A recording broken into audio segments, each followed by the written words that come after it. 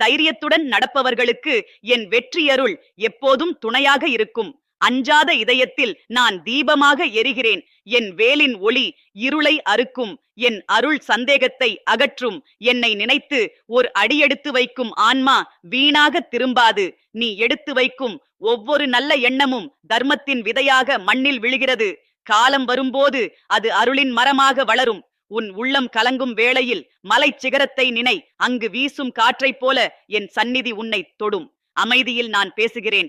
ஆழ்ந்த நம்பிக்கையில் நான் வெளிப்படுகிறேன். சோதனை உன்னை சுற்றும் போது அது உன்னை உடைக்க அல்ல, உறுதியாக்க வந்ததென்று அறிந்து நிலைத்திரு. வெற்றி என்பது வெளியில் காணும் பலன் மட்டுமல்ல, உன் பயத்தை வெல்லும் அந்த கணமே உண்மையான வெற்றி. என் பிள்ளையே, கோபம் உன் உள்ளத்தில் குடியிருக்க விடாதே.